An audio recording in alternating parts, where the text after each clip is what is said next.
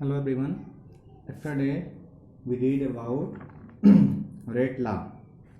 Today we will discuss about order of a reaction. Dear student, हम लोगों ने पिछले वीडियो में रेट लॉ के बारे में पढ़ा था. इस लेक्चर में हम लोग क्या पढ़ेंगे? ऑर्डर ऑफ रिएक्शन पढ़ेंगे. So our heading is order of a reaction.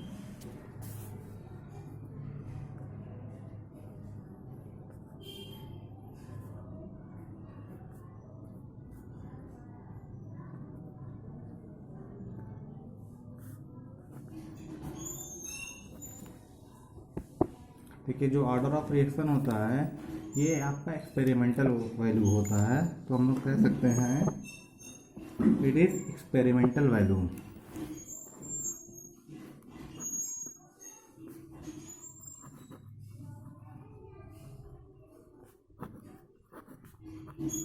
ये आपका एक एक्सपेरिमेंटल वैल्यू होता है. एंड इसको कैसे दिखाते हैं? It is the sum of powers to the concentration term. ठीक है, ये कॉन्सेंट्रेशन टर्म के पावर के सम होते हैं. So it may be defined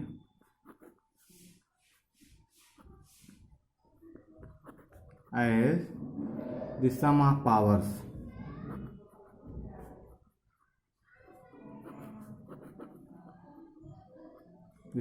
powers या इसको एक्सपोनेंट भी बोलते हैं. और exponents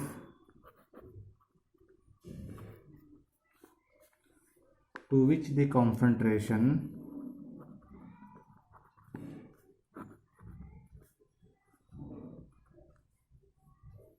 terms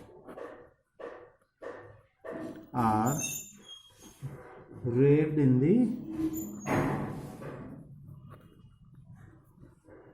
rate like region.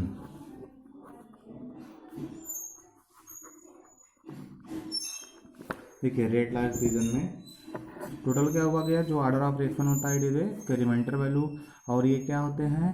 Some of powers के सम होते हैं. ठीक है, जो कॉन्सेंट्रेशन के ऊपर लगे होते हैं. ठीक है ना. अब हम आपको एक एग्जांपल के थ्रू बता रहे हैं.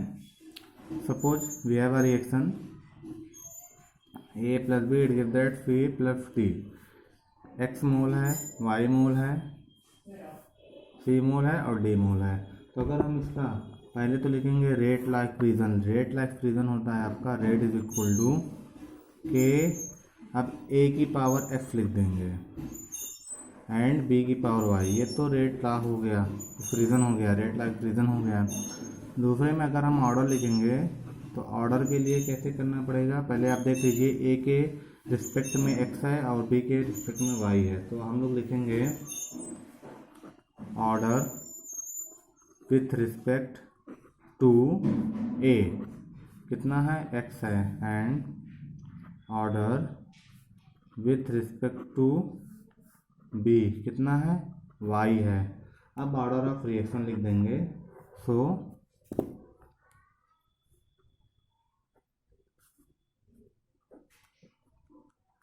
Order of reaction is equal to X plus Y. ये आपका ऑर्डर ऑफ रिएक्शन हो जाता है. चलिए देन अब देखिए, हमारे जो ऑर्डर ऑफ रिएक्शन होते हैं ये ज़ीरो भी हो सकते हैं, 1 2 3 फ्रैक्शनल, और माइनस में भी हो सकता है. So we can say that order of reaction may be 0 1 2 3 fractional और माइनस साइन. ठीक है, मतलब निगेटिव भी हो सकते हैं, पॉजिटिव भी हो सकते हैं, ज़ीरो भी हो सकते हैं, फ्रैक्शनल भी हो सकते हैं. अब देखिए, हिसाब से हमको पढ़ना है ऑर्डर ऑफ रिएक्शन के टाइप पढ़ना है, जिसमें zero order, first order and second order reaction आपको जानना है. तो पहले हम लोग जानेंगे zero order reaction.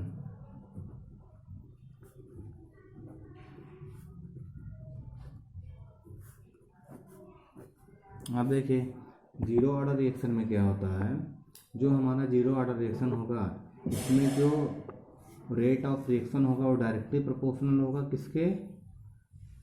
To the concentration of reactant with their zero powers के. सो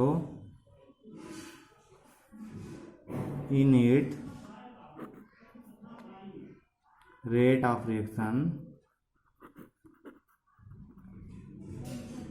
is directly proportional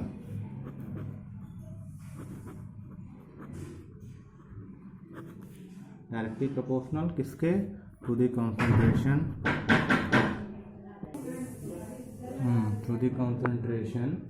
of reactant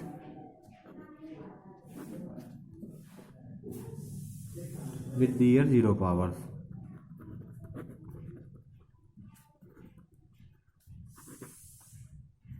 तो हमारे कहने का मतलब ये है, जो रेट ऑफ रिएक्शन होगा ये किसके डायरेक्टली प्रोपोर्शनल होता है? रिएक्टेंट के कॉन्सेंट्रेशन के ज़ीरो पावर के। ठीक है, अब मान लेते हैं कोई रिएक्शन हो रहा है, ये रिएक्टेंट है, इट गिव दैट प्रोडक्ट, तो इसका रेट एक्सप्रेशन लिखेंगे तो रेट इज इक्वल टू के आर एंड आर की पावर ज़ीरो लगा देंगे। ठीक है ना, तब आपका क्या हो जाता है, जो यहाँ पर रेट आएगा, rate is equal to zero आ जाएगा। ठीक है, अब देखिए जो जीरो ऑर्डर रिएक्शन होता है, अगर हम लोग किसी मॉलिक्यूल के नीचे एग्जैक्ट लिख दें, अदरवाइज कोई प्रेजेंटेशन कर दें, सनलाइट कर दें या कैटलिस्ट कर दें, ठीक है ना, तो इन सब के करस्पॉन्डिंग में क्या होता है, जो आपका ऑर्डर होगा वो जीरो हो जाएगा। जैसे हम एग्जांपल आपको दे रहे हैं, H2 + Cl2 in the presentation of sunlight it gives that to HCl। ठीक है ना, मतलब H2 और Cl2 सनलाइट के प्रेजेंटेशन में HCl प्रोड्यूस करते हैं। तो इसका अगर हम रेट लिखेंगे तो रेट इज इक्वल टू के हो जाएगा, और H2 की पावर हम जीरो कर देंगे क्योंकि सनलाइट प्रेजेंट है, एंड Cl2 की पावर भी आप जीरो कर दोगे, तो टोटल रेट कितना आ गया है? ज़ीरो। तो इसी को बोलते हैं जीरो ऑर्डर रिएक्शन। या एक और एग्जांपल देख लेते हैं। ठीक है, सपोज हमारे पास क्या है, NH3 है, NH3 को हम लोग हीट कर दें 1130 केल्विन टेम्परेचर पर, तो ये क्या प्रोड्यूस करेगा? N2 और 3H2 प्रोड्यूस कर देगा। ठीक है ना, तो अब देखिए यहाँ रेट क्या होगा, यहाँ पहली बात 2 कर दीजिए ताकि बैलेंस हो जाए। अब रेट लिखेंगे तो रेट इज इक्वल टू के NH3 पावर 2 नहीं करेंगे, जीरो करेंगे क्योंकि यहाँ टेम्परेचर प्रेजेंट है, तो यहाँ भी आपका ऑर्डर क्या हो गया है? जीरो हो गया है। ठीक है ना, तो इस टाइप से ये जीरो ऑर्डर रिएक्शन हो गए हैं। अब यूनिट देख लेते हैं कि यूनिट कैसे क्या होगी, तो यूनिट ऑफ के रेट कांस्टेंट बोलते हैं, के आपका क्या होता है? रेट कांस्टेंट होता है। अब के बराबर क्या होता है? कॉन्सेंट्रेशन अपॉन टाइम कर देते हैं, तो कॉन्सेंट्रेशन क्या होता है? Mole per litre upon time, it mean second, it is equal to mole per litre पर सेकेंड हो जाएगा, या मोल पर लीटर सेकेंड, ये इस टाइप से। ठीक है, तो इसकी यूनिट हो गई जीरो ऑर्डर के लिए। अब बाकी जो आपका बच रहा है फर्स्ट ऑर्डर और सेकेंड ऑर्डर, उसको हम लोग नेक्स्ट वीडियो में पढ़ते हैं। सो आज के लिए इतना ही। Thank you very much for watching this video.